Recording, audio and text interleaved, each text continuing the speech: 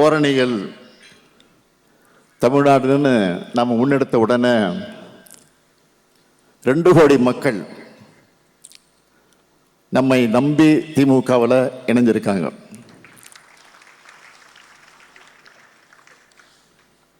நம்ம அரசு செஞ்ச சாதனைகளால் தான் நம்மால் தைரியமாக எல்லா வீட்டிற்கும் போய் ஆதரவு கேட்க முடிஞ்சிச்சு. ஒன்றிய பாஜக அரசு தமிழ்நாட்டுக்கு செஞ்சிட்டு இருக்கக்கூடிய துரோகங்களை, நிதி ஒதுக்கீடுல செஞ்சிட்டு இருக்கக்கூடிய வஞ்சகங்களை எடுத்து சொல்லி தமிழ்நாடு போராடும், தமிழ்நாடு வெல்லும்னு தமிழ்நாடு முழுக்க ஒவ்வொரு வீட்டுக்கும் போய் இந்த மாபெரும் முன்னெடுப்பை வெற்றியடைய வச்சிருக்கக்கூடிய கழகத்தின் ரத்த நாளங்களான உடன்பிறப்புகள் ஒவ்வொருத்தருக்கும் இந்த மேடையில் இருந்து என்னுடைய பாராட்டுக்களையும் இந்த சல்யூட் மூலமா சொல்லிக்கிறேன். தந்தை பெரியாரும் பேரறிஞர் அண்ணாவும் முத்தமிழுங்கிற கலைஞரும் ஏற்படுத்தின சுயமரியாதை உணர்வாளர் தான் பாஜகவோட பாசிச ஆட்சிக்கு அடிபணியாம முதுகெலும்போடு நிமிர்ந்து நிற்கிறோம். எதிர்த்து நிற்கிறது மட்டுமல்ல, விவசாயிகளுக்கு எதிரான 3 வேளாண் சட்டங்களை திரும்ப பெற வச்சது மாதிரியான பல போராட்டங்களிலும் வெற்றியும் பெற்றிருக்கிறோம். இப்பொழுது கூட தொகுதி மறுசீரமைப்புக்கு எதிராக 7 மாநில முதலமைச்சர்களை ஒன்றிணைச்சோம். அகில இந்திய மருத்துவ படிப்பு ஒதுக்கீட்டில் பிற்படுத்தப்பட்ட மக்களுக்கான உரிமைக்காக போராடி வாதாடி அதிலையும் வெற்றி பெற்றோம். இதையெல்லாம் பார்த்து தான் பாஜகவுக்கு நம்ம மேல கோபம் வருது. அதனால தான் பல்வேறு சூழ்ச்சிகளில் அவங்க ஈடுபடுறாங்க. இந்த நிலைமையில தான்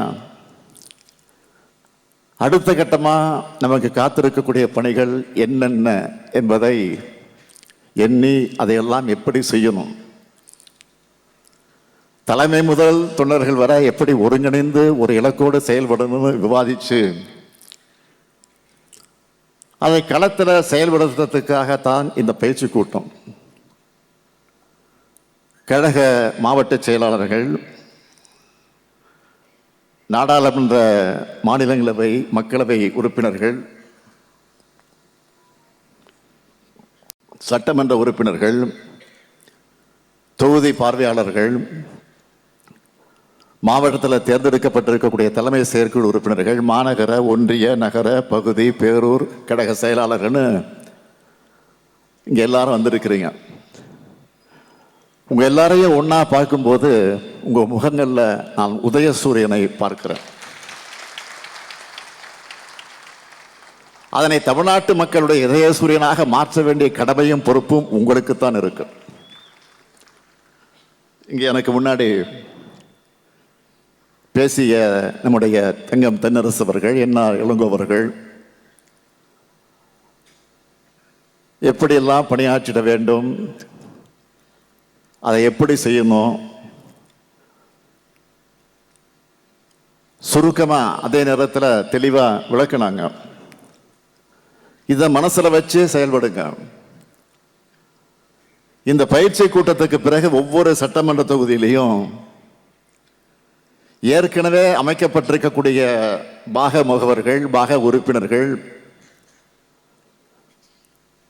பாக டிஜிட்டல் ஏஜென்ட், பாக இளைஞரணி, பாக மகளிரணி, பாகத்திற்குட்பட்டிருக்கக்கூடிய கிளை வார்டு செயலாளர் உள்ளிட்ட அனைவரும் ஒருங்கிணைந்து என் வாக்குச்சாவடி வெற்றி வாக்குச்சாவடின்னு முன்னெடுக்கணும். ஏன் மாநில நிர்வாகியாக இருந்தாலும் கூட அவரவர் வாக்குச்சாவடிகளை வெற்றி பெறுவது இலக்காக இருக்கணும். நானே கூட என்னுடைய வாக்குச்சாவடியில் நடைபெறவுள்ள கூட்டத்தில் பங்கேற்று அங்கே நம்மோடு வெற்றியை உறுதி செய்வதற்கான பரப்புரைகளை நிச்சயமாக ஈடுபட போகிறேன்.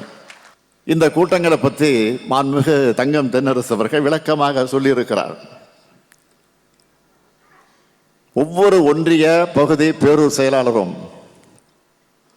தனக்கு கீழே வரக்கூடிய ஒவ்வொரு பூத்துக்கும் தனித்தனி கூட்டங்களை தினமும் மாலை வேளையில நடத்தி ஆகணும். இந்த கூட்டங்களில் அந்தந்த வாக்குச்சாவடிக்கு உட்பட்ட சார்பு அணி நிர்வாகிகள் இருந்து மாநில நிர்வாகிகள் வர எல்லா நிர்வாகிகளும் தவறாமல் கலந்துக்கணும். இந்த கூட்டங்களை ஒவ்வொரு பூத்துக்கும் ஒரு டார்கெட்டை செட் பண்ணிக்கணும். அதன்படி கடந்த தேர்தலை விட வாக்குச்சாவடிக்கு 70 வாக்குகள் கூடுதலாக வாங்கினா கூட நம்ம வெற்றியை உறுதி செய்யப்படும். இப்படி பூத் வாரியா நடத்துகிற கூட்டங்கள், அதில் நீங்கள் நிர்ணயிச்சிருக்கக்கூடிய இலக்கு, இப்படி எல்லா தகவல்களும் அடங்கின ஷீட்டை மாவட்ட செயலர் மூலமாக எனக்கு அனுப்பி வைக்கணும். வாரம் நீங்கள் அனுப்புறதை பார்த்துட்டு நானே உங்களுக்கு ஃபோன் பண்ணி விசாரிக்க போகிறேன். நிச்சயமாக நான் எத்தனை முறை உங்களுக்கெல்லாம் பேசியிருப்பேன், ஒவ்வொரு இடைத்தேர்தல் வருகிற போதெல்லாம் பேசியிருக்கிறேன் என்பது உங்களுக்கு நல்லா தெரியும். ஒவ்வொரு சட்டமன்ற தொகுதியை அழைச்சி உடன்பிறப்பே வா என்ற தலைப்பில் 1 to 1 அந்த ஒரு சட்டமன்ற தொகுதிக்கு உட்பட்டு இருக்கக்கூடிய ஒன்றிய செயலாளர்கள், நகர செயலாளர்கள், பேரூர் செயலாளர்கள் எல்லாரையும் அழைச்சி பேசிகிட்டு இருக்கிறது உங்களுக்கு தெரியும். கிட்டத்தட்ட ஒரு 80 முடிச்சிருக்கிறேன். எது கொஞ்சம் போட்டி கடுமையாக இருக்குமோ, எது கொஞ்சம் சந்தேகப்படக்கூடிய தொகுதியாக இருக்கோ அதை முதல்ல முடிச்சுட்டு அதுக்கு பிறகு மற்றதையும் நான் அழைக்க போகிறேன். உறுதியாக 234 தொகுதியும் அழைச்சி பேசத்தான் போகிறேன். அதில் எந்த மாற்றம் கிடையாது. தேர்தல் பணியாற்ற முதல் தேவை கழக ஆட்சி அமைக்கணும் என்கிற இலக்கு. அதை நீங்கள் எல்லாரும் உள்ளத்தில் தாங்கி உழைச்சிக்கிட்டு இருக்கிறீங்க. ஒற்றுமையாக பணியாற்றணும், அதுதான் முக்கியம். ஒற்றுமை இல்லாமல் எந்த இலக்கையும் அடைய முடியாது. அதே போல் சோர்வடையாமல் தொடர்ந்து செயல்படுத்துறது முக்கியம். அப்படி செயல்பட்டால் நம்ம வெற்றி யாரும் தடுக்க முடியாது.